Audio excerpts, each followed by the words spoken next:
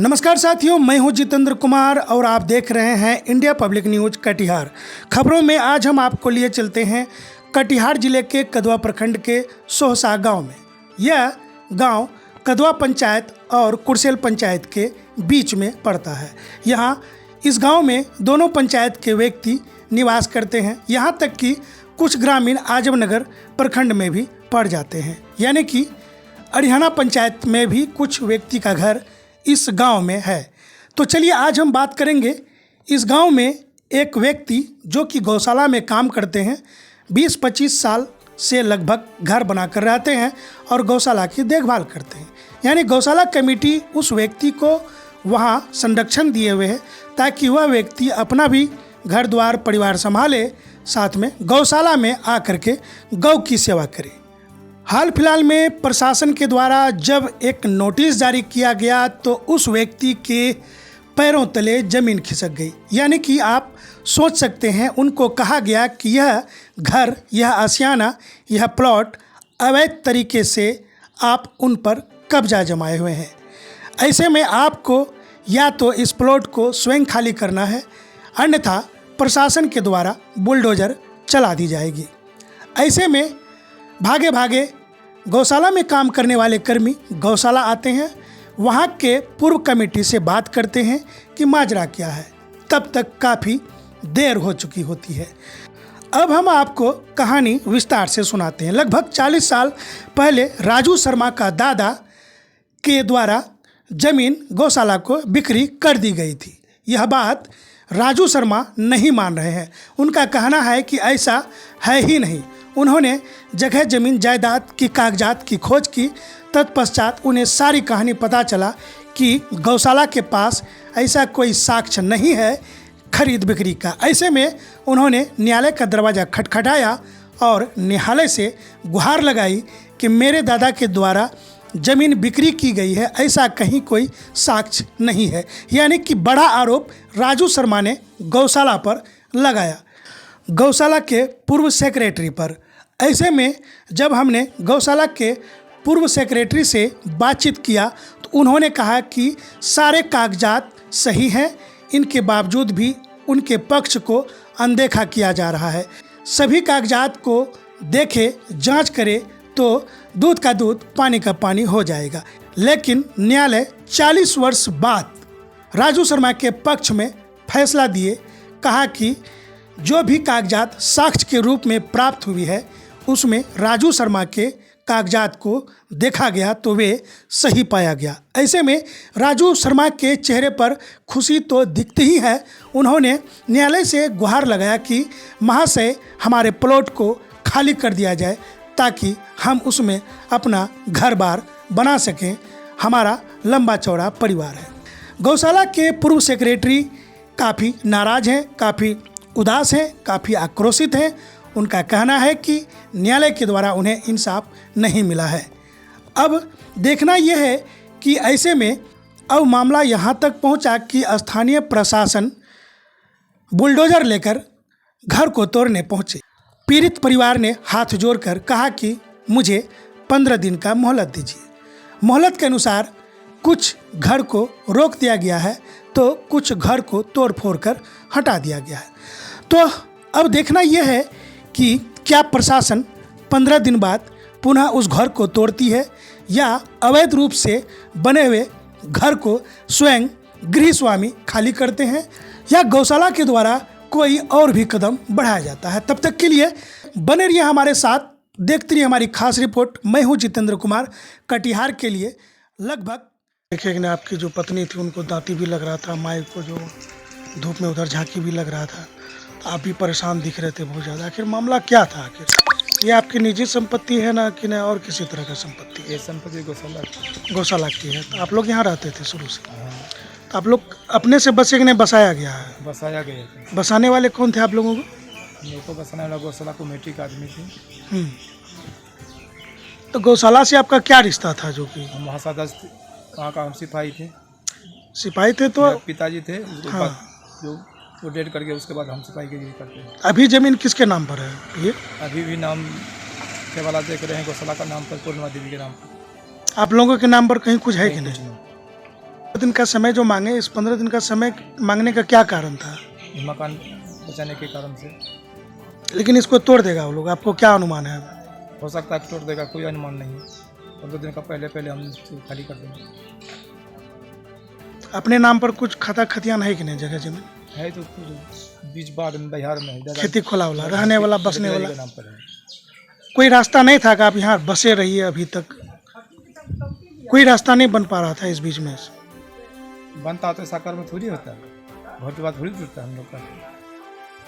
तो आपको पहली बार कौन कहा कि इसको खाली कर दो? दिया आया था, कागज दिया था, नोटिस सिपाही सब। कई ठो नोटिस आया था मेरे पास पहले 15 दिन पहले एगो आया था 2 तारीख को, 3 तारीख को घोटाला है। नोटिस में क्या बोला था वो लोग? नोटिस में लिखा है, बोलेगा क्या, देखकर भाग गया उन लोग कि खाली कर दीजिए। खाली कर दिया। शुभ नाम क्या हुआ आपका? मेरा नाम वीर नारायण शर्मा, पंचायत पुरसेल। वार्ड संख्या कितना हो गया? ये वार्ड संख्या 14 है। वीरू शर्मा के साथ जमीनी विवाद का मामला है और घर द्वार तोड़ा जा रहा था, क्या कारण था? नहीं सर, कोई जास्ती ज़मीन नहीं है उसके साथ। मेरी खतियानी ज़मीन थी मेरे दादा के नाम से, जो कि मुझे पता लगा 2006 में मेरे पिताजी के द्वारा। तो उन्होंने बताया कि रसीद मेरे कटा है 2006 तक। उसके बाद इन्होंने गौशाला के नाम लेकर बोल दिया कि नहीं, उसका नाम से रसीद कटता है, खर्चा में उसी का नाम है, अब ज़मीन आपका नहीं है। ये बात कौन बोला कि 2006 तक कट रहा है? ये कर्मचारी बताया हमको। अब हमने खर्चा जाकर देखा, खर्चा में सही पता पाया गया कि उसमें घेराबंदी कर दिया गया था हरा से ऐसे। बाद में वो कर्मचारी से पूछे कि भाई सर ये ज़मीन का घेराबंदी कैसे हो गया खर्चा में? तो बोला नहीं, ललित सिंह से जाकर पूछो, सेक्रेटरी वही है गौशाला का ही आदमी किया ऐसा। तो कमिश्नर महोदय मुझे 11 महीने में फिर दोबारा जनरेट कर दिया इसी आधार पर कि 40 साल या 38 साल के बाद इन्होंने नामांकन करवाया, ये जो कि वैध नहीं है और इनका कोई मोटिवेशन का आधार भी नहीं है। तो इस तरह से फिर दोबारा मुझे जमीन दे दी। जमीन है किसकी? जमीन श्री 62,000 का था। वो आपका कौन लेगा? मेरा दादाजी थे। फिर गौशाला कैसे उस पर अपना अधिकार जमा रहा है? गौशाला, यही तो मुझे समझ में नहीं आता, गौशाला किस आधार पर बोल रही है? सबूत किनके पास है? सबूत मेरे पास में है। गौशाला के पास? गौशाला बता रहे कि मेरे साथ केवाला किया गया, जिसका नाम से बनवाया गया केवाला श्री सावरलाल बुमना के नाम से। तो सावरलाल बुमना सन 1963 से लेकर 1970 तक रहा, तो 68 में कैसे केवाला बनाता उसका? जी नहीं सर, जब मैंने पता चला कि सावरलाल बुमना जिंदा है तो मैं उनके घर पर गया। तब उन्होंने मैंने केवाला उसको दिखाया, तो उन्होंने केवाला उठा के देखता, बार बार उठा के फेंक देता, फिर बोलता मेरा नाम कहाँ है, मेरा सिग्नेचर है कहाँ? लग रहा है कि सावरलाल बुमना इस जमीन का खरीदार थे। नहीं सर, उन्होंने तो साफ साफ बोल दिया इन्होंने कि मैंने 1963 से लेकर 70 तक रहा, मैंने कोई ज़मीन खरीदा नहीं, ना तो मैंने कोई भी ज़मीन बेचा। अगला कौन सा ईस्वी का खरीद? सन 1968 का बता रहे हैं। 1968। जी सर। तो आपने क्या किया इस बीच में? मैंने फिर मुकदमा दायर किया उसके ऊपर। न्यायालय क्या फैसला? न्यायालय फैसला दिया मेरे पक्ष में। कमिश्नर आयुक्त महोदय मेरे पक्ष में दिया। केस आप जीत गए? जी सर। फिर दोबारा इन्होंने फिर मेरा दखल नहीं दिलाया, फिर दोबारा उन्होंने मिस्त्री जी ने 220 कर दिए, उस पर भी मेरा सुनवाई नहीं हुआ। मैंने दोबारा फिर हाईकोर्ट पटना चले गए, फिर वहाँ पर मैंने अभी MJC में मेरा केस चल रहा है, उसके आधार पर मुझे जजमेंट प्राप्त हुआ, उसके बाद मुझे दखल दिलाया गया। कहाँ तक जमीन आपका खाली हो चुका है? सर जमीन तो पूरा खाली है, 2 रूम और बचा हुआ है उसमें, जो कि खाली करना है। उन्होंने टाइम लिया है और टाइम के आधार पर अगर खाली नहीं होता फिर मुझे आगे बढ़ना पड़ेगा। सोसा मौजा में ही है जी। खाता नंबर 158, खिसरा नंबर 802 है, जिस पर मुझे एक सवाल और आ रहा है जी सर कि जब अदालत जब उनसे केवाला ओरिजिनल केवाला मांग किया जी, तो क्या उन लोगों ने प्रस्तुत किया गया? सर उन्होंने कोई भी एविडेंस नहीं दे पाया कोर्ट को, जो कि 8 साल के तक हैरेसमेंट करता रहा इन्होंने हाई कोर्ट को, कमिश्नर कोर्ट को, BLT पटना को, कोई भी आज तक एविडेंस दे नहीं पाया उन्होंने। इसी वजह से आज ये नतीजा निकला, तो और मुझे इंसाफ मुझे मिला आज कोर्ट को। क्या लगता है सत्य का जीत हुआ है कि नहीं? बिल्कुल सत्य का जीत हुआ सर।